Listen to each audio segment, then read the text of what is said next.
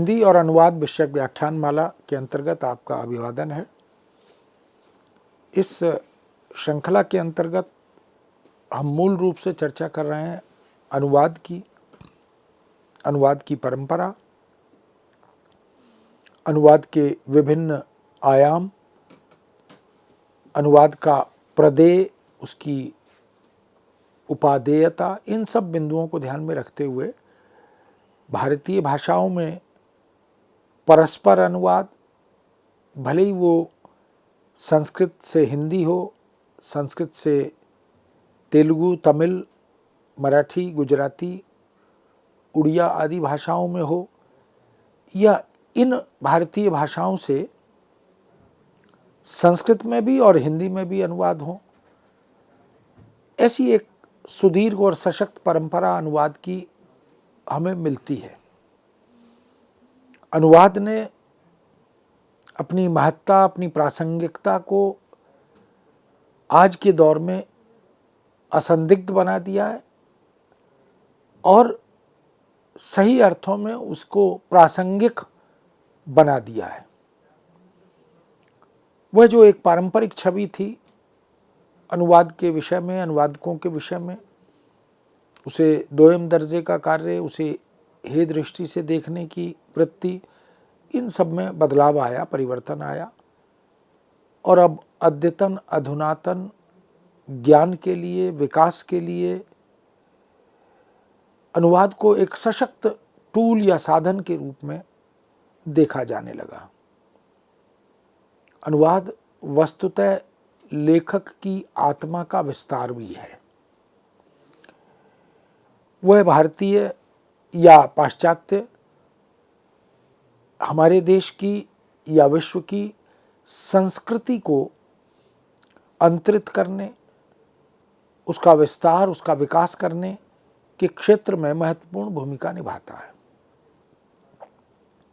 ये हम जानते हैं कि साहित्य और संस्कृति का, समाज का रिश्ता अभिन्न है और ऐसे में यदि हम पाश्चात्य भाषाओं से हिंदी में या भारतीय भाषाओं में अनुवाद की परंपरा को भी देखें, जिसमें तमाम तरह की विधाओं के अनुवाद हमें मिलते हैं, साहित्य के, कविता, कहानी, उपन्यास, नाटक आदि के प्रचुर मात्रा में अनुवाद हिंदी और भारतीय भाषाओं में हुए हैं और अभी भी हो रहे हैं। देश के अनेक देशों, दुनिया के अनेक देशों से, देश की अनेक भाषाओं से ये परंपरा हमें उपलब्ध होती है। हमारे देश में फारसी एक समय में राजकाज की भाषा रही है। मुगल जब शासक थे, हम पर काबिज थे, तो उन दिनों ये पूरा देश, इसकी पूरी प्रशासनिक व्यवस्था, शिक्षा दीक्षा, ज्ञान विज्ञान, ये फारसी यानी पर्शियन के माध्यम से चलता रहा। उसी समय में बहुत से लोगों ने फारसी में और फारसी से अनुवाद किए और बाद में भी, आधुनिक काल में भी, क्योंकि फारसी के पास साहित्य की एक सुदीर्घ परंपरा है। वो चाहे गज़लों की हो, नज़्मों की हो, शेर व शायरी की हो, और इसके अतिरिक्त साहित्य की कालजयी रचनाओं के अनुवाद की परंपरा हो। भारतीय संस्कृत साहित्य, हिंदी साहित्य, वैदिक साहित्य, औपनिषदिक साहित्य, इनके भी पर्शियन में प्रचुर मात्रा में अनुवाद हुए हैं और पर्शियन से हिंदी में, अंग्रेजी में और तमाम दूसरे देश की भाषाओं में, जैसे उमर खय्याम की तो बहुत प्रसिद्धि है, ख्याति है। रुबाइयात उमर खय्याम का अंग्रेजी में, हिंदी में अनुवाद अलग अलग तरह से, अलग अलग अनुवादकों ने अपनी अपनी शैली, अपने अपने अंदाज में किया भी है। इसलिए जब हम फारसी अनुवाद के विषय में बात करते हैं तो हमें यह भी ज्ञात होता है कि वैश्विक स्तर पर जो मानव संस्कृति है, मनुष्यता, मानवता, मानव मूल्य, मानव के विचार, ये इन सब को और उस सांस्कृतिक विरासत और उसकी आत्मा को पूरे विश्व में हम देखें तो फारसी भाषा में, पर्शियन में अनूदित रूप में उद्घाटित करने का बड़ा काम हुआ है। इसमें कोई संदेह नहीं कि अनुवाद आज के दौर में, आज के युग में मानवीयता और मानव मूल्यों की प्रतिष्ठा का एक सशक्त और कारगर साधन है। वह साध्य भी है और साधन भी है। यानी मानव मूल्यों को स्थापित करना, उनको व्याख्यायित करना, मानव मूल्यों के माध्यम से मानवता की चर्चा परिचर्चा करना, यह एक बड़ा महत्वपूर्ण विषय बन गया है। सांस्कृतिक मूल्यों के आदान प्रदान का एक ऐसा बहुदिशागामी तथा बहुआयामी सेतु अनुवाद बन गया है। इसका मतलब है ये जो विनिमय है, ये जो आदान प्रदान है सांस्कृतिक मूल्यों का, सांस्कृतिक रहन सहन, खान पान, वेशभूषा, आभूषण, पर्व उत्सव, इन सब का, रीति रिवाज, संस्कार आदि, इन सब के बीच एक सेतु का, एक पुल का काम अनुवाद कर रहा है, जो वैश्वीकरण को साकार कर रहा है और उसे सार्थक करने के लिए, यानी जिसे हम वसुधैव कुटुंबकम की भावना के परिप्रेक्ष्य में देखते हैं, उस मूलभूत भारतीय सांस्कृतिक धारणा को साकार और सार्थक बनाने के लिए यदि कोई निर्बाध आवागमन का मार्ग प्रशस्त कर रहा है तो वह अनुवाद ही है। इसीलिए ट्रांसलेशन शब्द को यदि सही अर्थों में बोधगम्य करना है, समझना है, तो उसे ट्रांसरिलेशन के रूप में देखना चाहिए। वह सर्वथा उचित होगा, क्योंकि रिश्तों का, संबंधों का विनिमय, आदान प्रदान यह अनुवाद के माध्यम से होता है। मानवता या मनुष्यता और मानव संस्कृति किसी जाति, धर्म, राज्य, देश, संप्रदाय, संगठन, भाषा यहाँ तक सीमित नहीं है। यह तो अखिल वैश्विक स्तर पर देखें, अखिल भारतीय स्तर पर देखें तो हम देख सकते हैं कि मानव संवेदना में समानता है, एक रूपता है। सुख में पूरे विश्व में वही अनुभूति होती है और दुख में पूरे विश्व में वही अनुभूति होती है। उस अनुभूति को व्यक्त करने का तरीका अलग हो सकता है, लेकिन संवेदना के स्तर पर, अनुभव के स्तर पर, वैचारिकता के स्तर पर हम देखें तो उसमें समानता दिखाई देती है। इसलिए मानव संस्कृति और मानवता या मनुष्यता, इसका किसी जाति विशेष या धर्म विशेष से, राज्य या देश विशेष से, संप्रदाय या संगठन विशेष से कोई संबंध उस तरह से नहीं होता। ये इससे ऊपर की भावना होती है। मूल्य परायण व्यक्ति पूरे विश्व के देशों में यदि उपस्थित है तो वह सभी स्थानों पर सुसंस्कृत, श्रेष्ठ, अनुकरणीय और अनुसरणीय व्यक्ति है। उसकी महानता वह पूरे विश्व में, हर राज्य में, हर भाषा में, हर साहित्य में एक समान उपलब्ध होती है। इसलिए जो अपने जीवन में नैतिकता का या सामाजिक सांस्कृतिक समादृत भाव का अगर कोई आत्मसात करते हुए अनुसरण करता है तो उसे उसी रूप में पूरे विश्व में देखा भी जाता है। ऐसे वैश्विक धरातल पर उपलब्ध बहुत से जीवन मूल्यों को, महत्वपूर्ण जीवन मूल्य, मानव कल्याण के निमित्त स्थापित प्रतिष्ठित मूल्यों को, परंपराओं और आधुनिकताओं को तथा रीति रिवाजों और वैचारिक मणियों को अनुवाद के माध्यम से ही उनका आत्मविस्तार करते हुए पूरी भूमा, पूरी पृथ्वी पर प्रकाशित और उजागर किया जाता है, किया जाता रहा है। विश्व कल्याण, मानव कल्याण, इसके निमित्त मानवता सदा समर्पित रही है। इसलिए व्यापक स्तर पर हम देखें तो सांस्कृतिक मूल्यों के उद्घाटन की यह परंपरा स्तुत्य परंपरा रही है। यदि सुसंस्कृत जीवन और सभ्य मानव के निर्माण में, सुसंस्कृत जीवन और सभ्य मानव के निर्माण में अनुवाद की इसी महत्वपूर्ण भूमिका को समझ लिया जाए तो हम शीघ्र ही भेदभावों से, मेरे तेरे की भावना से या बोध से मुक्त होकर समस्त ग्राह्यता से तदाकार कर सकते हैं। यह जो अहम है, अहंकार है, इससे ऊपर उठकर विलय की भावना को आत्मसात करते हुए और मैं और तू या मेरा और तेरा इसकी भावना से ऊपर उठकर हमारा, हम सबका कल्याण, हम सबका हित, इस भावना को यदि हम ग्राह्य बनाते हैं तो निश्चित रूप से उसमें अनुवाद की भूमिका महत्वपूर्ण है। किसी भी जाति, किसी भी समुदाय, किसी भी देश, ये विश्व बहुत बड़ी इकाई है।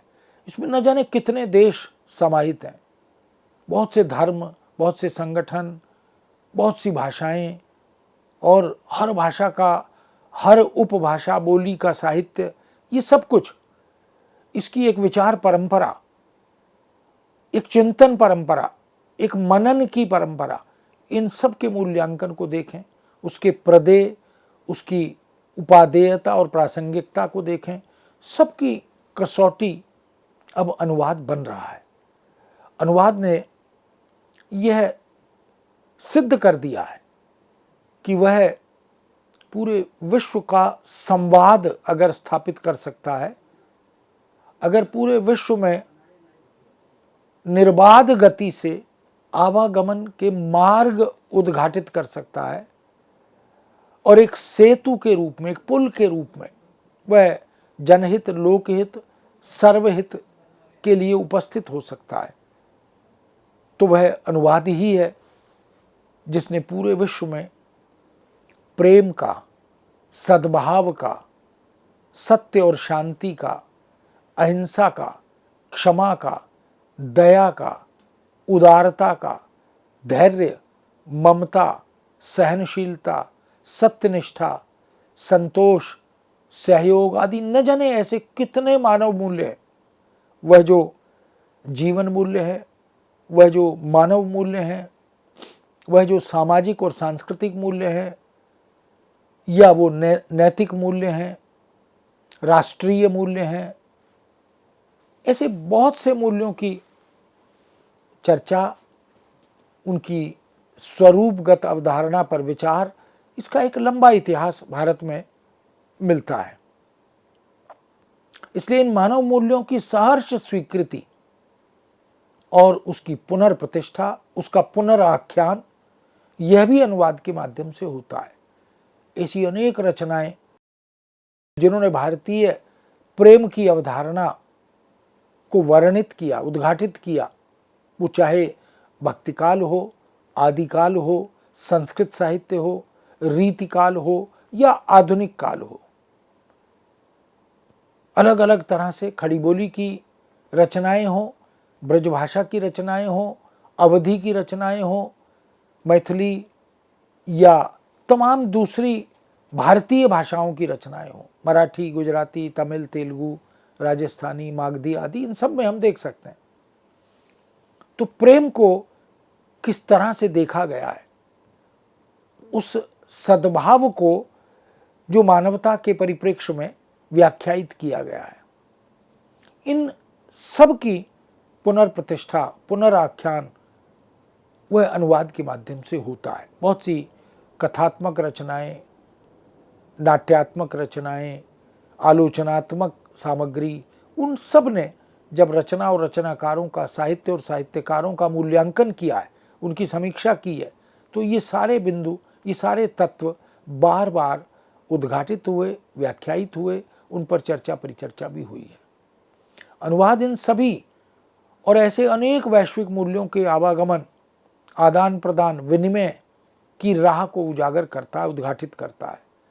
महाभारत में तो लिखा ही है, नहीं मानुषात श्रेष्ठतरम ही किंचित, अर्थात मनुष्य से श्रेष्ठ संसार में कुछ भी नहीं है।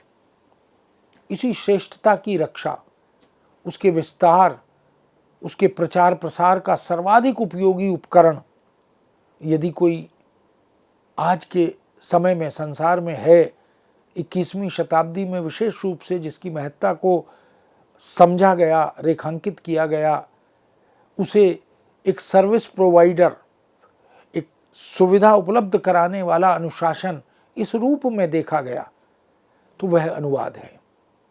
और यह बात ठीक है कि ईश्वर की बनाई हुई सृष्टि में जहाँ जीव भी हैं, जंतु भी हैं, पशु भी हैं, पक्षी भी हैं, जड़ भी है, चेतन भी है, लेकिन उन सब में श्रेष्ठ यदि कोई निर्मिति है विधाता की तो वह मनुष्य है, क्योंकि उसके पास अनुभूति भी है, संवेदना और भावना को आत्मसात करने की शक्ति ईश्वर ने मनुष्य को दी है। उसके पास समय सापेक्ष संदर्भों पर चिंतन मनन करने, विचार करने, निर्णय लेने की शक्ति भी है। उसके पास श्रम और साधना के उपकरण भी हैं। ईश्वर ने उसे ऐसा बनाया कि वह अपने हाथों से, अपने पैरों से, अपने शरीर के अंगों से वह सृष्टि को कैसे उपकृत करता है, ये सब वास्तव में अनुवाद के माध्यम से उद्घाटित होता है। अनुवाद हमें हमारे अंतर्ज्ञान से परिचित कराता है। हम बहुत सी रचनाओं को जब अनुदित रूप में पढ़ते हैं तो अनुवादक अनेक बार उन अर्थों को भी उद्घाटित कर देता है जहां स्वयं रचनाकार नहीं पहुंच पाता। आलोचक भी यह काम करता है, पत्रकारिता में भी इस कार्य को उद्घाटित किया जाता है। लेकिन अनुवाद में भी हम देखें, अनुवादक के पास भी भाषा की, विषय बोध की, संवेदना को आत्मसात करने की वह शक्ति होती है। इसलिए वह अपने अध्ययन से, वह अपने अभ्यास से, अध्यावसाय से निरंतर इस कार्य को करता है कि वह रचना, विचार, वस्तु में निहित अंतर्ज्ञान को उद्घाटित करता है और अनुदित सामग्री के पाठकों तक पहुंचाकर उन पर उपकार का काम भी करता है।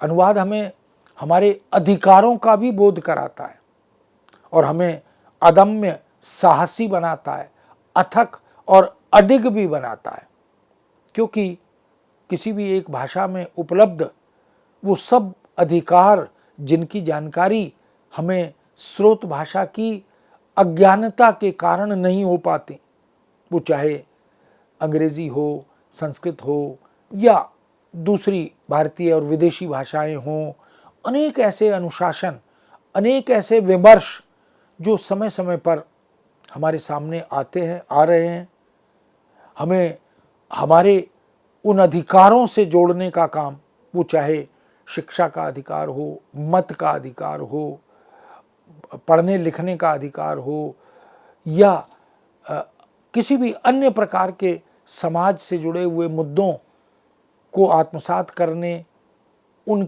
अपने अधिकारों की शक्ति को पहचानने, इन सब को अगर हम देखें तो इसमें अनुवाद बड़ी महत्वपूर्ण भूमिका निभाता है।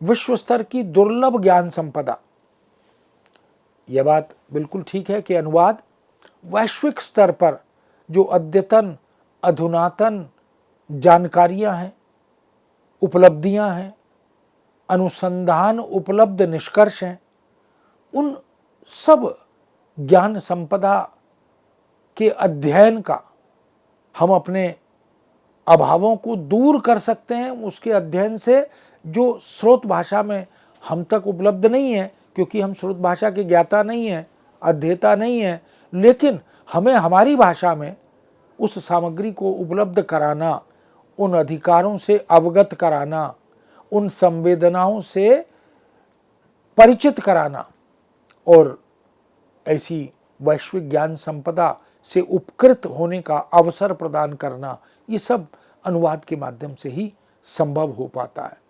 इसलिए अनुवाद एक बड़ी महत्वपूर्ण और प्रासंगिक विधा आज की दुनिया में बन गया है। अनुवाद हमें अध्यात्म चिंतन की विश्व भूमि पर भी विचरण कराता है।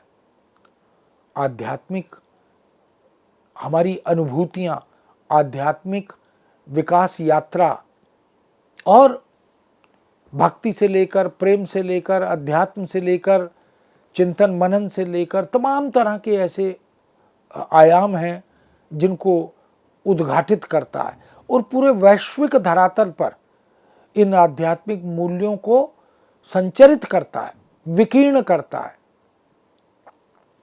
अनन्यता का बोध अनुवाद के माध्यम से हम अपनी इन अध्यात्म और भक्ति परंपराओं का कराते हैं।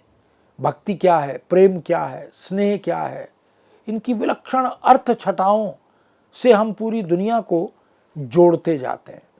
तो फारसी भाषा अपने आप में एक समृद्ध भाषा रही है। विश्व के मंच पर उसे बड़ा समादृत भाव से आत्मसात किया गया है।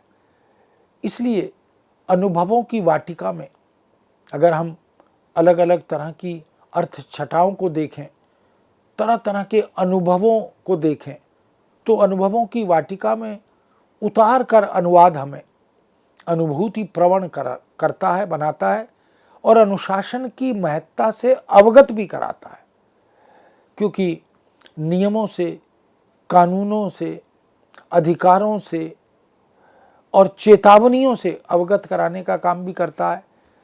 और साहित्य की, कविता, कहानी, उपन्यास आदि रचनाओं की, नाटक आदि रचनाओं की संवेदना से भी हमें जोड़ने का काम करता है। इसलिए पर्शियन भाषा में संस्कृत से, हिंदी से, भारतीय भाषाओं से प्रचुर अनुवाद हुए और फारसी से संस्कृत में, हिंदी में और भारतीय अनेक भाषाओं में अनुवाद प्रचुर मात्रा में हुए और अभी भी हो रहे। अभिज्ञान, अभिवादन और अभेद, इसके मूल मंत्र की प्राप्ति हमें अनुवाद से ही होती है। वास्तव में अनुवाद एक ऐसा विषय, एक ऐसी अनुशासन संपदा बन गया है जिसने भेदभाव से ऊपर उठकर, सीमाओं से बाहर निकलकर सर्वहित की भावना से हमें एक सशक्त साधन उपलब्ध कराया। अनुवाद रचना और रचनाकार को अमरता प्रदान करता है। वह समय जो कभी अनुवादक को स्वीकार नहीं करता था, अनुवाद को सम्मान की दृष्टि से नहीं देखता था, वह समय अब चला गया। अब तो हर सर्जक को, हर रचनाकार को, हर चिंतक विचारक को यह लगता है कि उसकी रचना का अनुवाद हो और उसे दूसरी भाषा, दूसरे समुदाय, दूसरे देश के लोग उसे पढ़ सकें। इसलिए अनुवादक का अभ्यासरत रहने का संकल्प वस्तुतः अब रचना और रचनाकार की प्रेरणा बनता है। इसलिए अनुवाद अमृत का वह कलश है जो मनुष्य और मनुष्यता को अभ्युदय प्रदान करता है। मित्रों, इस विषय को यहाँ विराम देते हैं। पुनः आपके समक्ष उपस्थित होंगे। आज्ञा दीजिए। नमस्कार।